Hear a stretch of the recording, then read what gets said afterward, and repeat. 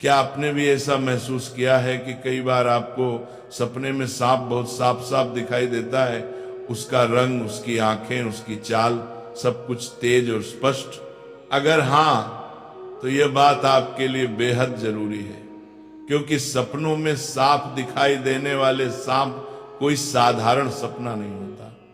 इसके पीछे गहरे अर्थ छुपे होते हैं, जो हमारे पुराने पुराणों में विस्तार से बताए गए हैं।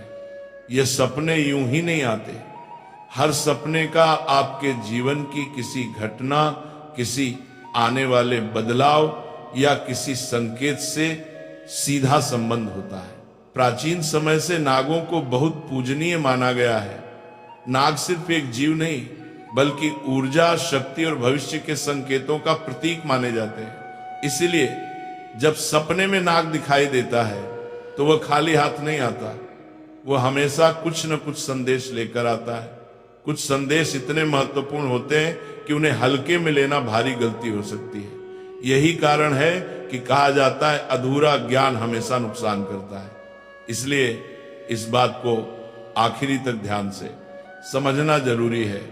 एक बार कैलाश पर्वत की ऊंची बर्फीली चोटियों में, जहां चारों ओर शांति थी, मंद हवा बह रही थी और वातावरण एकदम दिव्य लग रहा था, देवी पार्वती और भगवान शिव साथ बैठे हुए थे।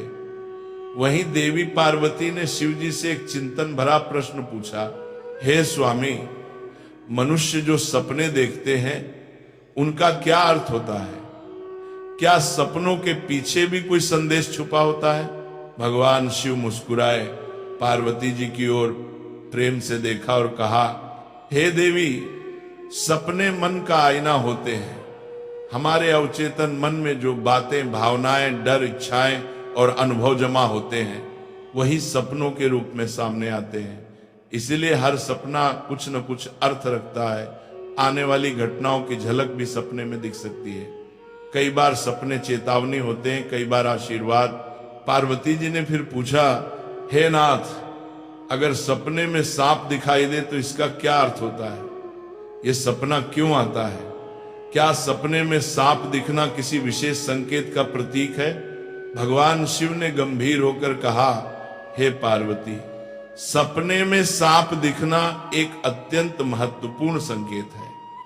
यह आने वाले समय के रहस्य को खोलने वाला सपना होता है। इसे समझाने से पहले मैं तुम्हें एक पुरानी कथा सुनाता हूं। इस कथा से तुम्हें पता चलेगा कि क्यों कुछ लोग बार बार सपने में सांप देखते हैं और ये सपना उनके भाग्य में क्या बदलाव लाता है। जो इस कथा को ध्यान से सुनता है उसका भ्रम दूर हो जाता है, कष्ट मिट जाते हैं और कई बार आने वाले संकट भी टल जाते हैं। पार्वती जी बोली, हे स्वामी, मैं ये कथा पूरी श्रद्धा से सुनूंगी, कृपया मुझे बताइए। शिव जी ने कहानी शुरू की। बहुत पुराने समय में देवदत्त नाम का एक महान राजा था। वह सिर्फ बलवान ही नहीं था, बल्कि धर्म को मानने वाला, सच्चाई पर चलने वाला और अपनी प्रजा के लिए पिता समान था। उसका राज्य बहुत बड़ा था, उसकी भूमि उपजाऊ थी और उसके राज्य में खुशहाली थी। उसकी प्रजा उसे प्यार करती थी और उसका नाम सम्मान के साथ लेती थी। राजा देवदत्त का आचरण निष्पक्ष, सहृदय और करुणामय था। वे अपनी प्रजा की समस्याओं को ध्यानपूर्वक सुनते और उनका समाधान करने का प्रयास करते थे। वे नियमित रूप से यज्ञ और धार्मिक अनुष्ठान करते थे और वे भगवान शिव के परम भक्त थे। राजा देवदत्त की रानी का नाम सुभद्रा था। सुभद्रा अत्यंत सौम्य, बुद्धिमान और राजा की हर स्थिति में साथ देने वाली थी। राजा और रानी की कोई संतान नहीं थी, जिससे वे कभी कभी चिंतित रहते थे। फिर एक रात राजा देवदत्त ने एक बहुत ही विचित्र सपना देखा कि एक मरा हुआ सांप उनके पैरों के पास पड़ा हुआ है। महाराज इस सपने को देखकर बहुत ही भयभीत हो गए। जागने के बाद उन्होंने यह सपना रानी सुभद्रा को बताया। राजा देवदत्त ने चिंतित होकर रानी से पूछा, हे प्रिय, मैंने सपने में एक मरा हुआ सांप देखा है, इसका क्या अर्थ हो सकता है? रानी सुभद्रा ने राजा को दिलासा देते हुए कहा, हे स्वामी, सपने हमेशा किसी न किसी संदेश का प्रतीक होते हैं, किंतु सपनों का अर्थ जानने के लिए हमें किसी विद्वान राशि की सहायता लेनी चाहिए। तब महाराज अपने मंत्रियों को बुलाते हैं और कहते हैं, हे मंत्रियों, आज मैंने बड़ा ही विचित्र सपना देखा है। मैंने सपने में एक मरे हुए सांप देखा जो मेरे पैर के पास पड़ा था। इस सपने का क्या अर्थ हो सकता है? तुम सब जाकर पता करो। तब सभी मंत्रीगण जाते हैं और नगर में निवास करने वाले अनेक ऋषि मुनियों से पूछते हैं, लेकिन कोई भी उन्हें इस सपने का अर्थ बता नहीं पाया। तो वह लौटकर आ गए और महाराज से कहने लगे, हे महाराज, हमारे राज्य में ऐसा कोई नहीं है जो आपके सपने का अर्थ समझा सके। फिर अन्य मंत्री महाराज के पास आता है और कहता है, हे महाराज, हमारे राज्य के पास स्थित जंगल में मुनि आस्तिक निवास करते हैं, जिन्होंने स्तर पर नाशक यज्ञ से समस्त नागों की रक्षा की थी। इसीलिए उन्हें नागों का रक्षक माना जाता है।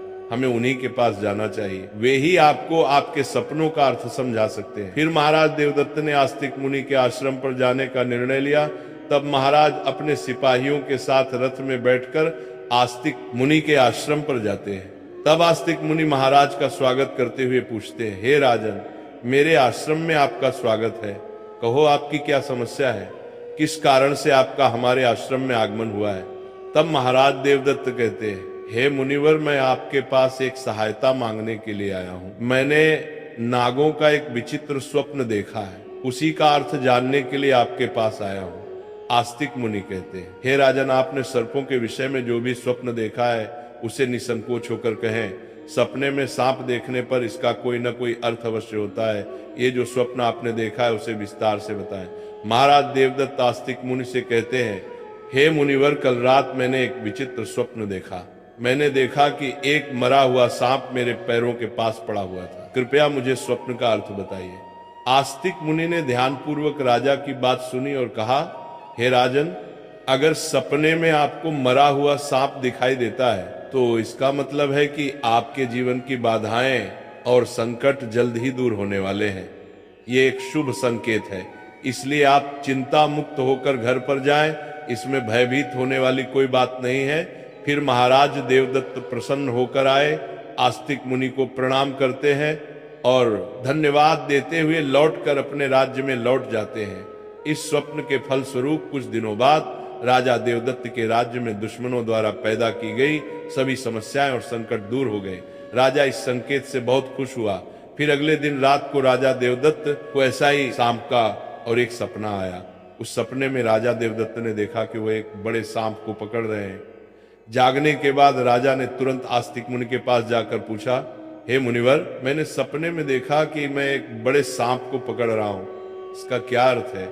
आस्तिक मुनि ने कहा, हे राजन, अगर आप सपने में सांप को पकड़ते हुए देखते हैं तो यह भी एक शुभ संकेत होता है। यह दर्शाता है कि आप भविष्य में अपनी मेहनत से धन संपत्ति प्राप्त करेंगे और उसे सही तरीके से इस्तेमाल करेंगे। कुछ दिनों बाद राजा ने एक बड़े युद्ध में विजय प्राप्त की और राज्य की संपत्ति में वृद्धि हुई। राजा देवदत्त का तीसरा सपना, एक अन्य रात राजा देवदत्त ने सपने में देखा कि एक सांप उड़ता हुआ दिखाई दे रहा है। जागने के बाद राजा ने तुरंत आस्तिक मुनि के पास जाकर पूछा, हे मुनिवर, मैंने सपने में एक उड़ता हुआ सांप देखा है, इसका क्या अर्थ है? आस्तिक मुनि ने कहा, हे राजन, अगर सपने में सांप उड़ता हुआ दिखाई देता है तो ये उन्नति और प्रगति का प्रतीक होता है। इसके बाद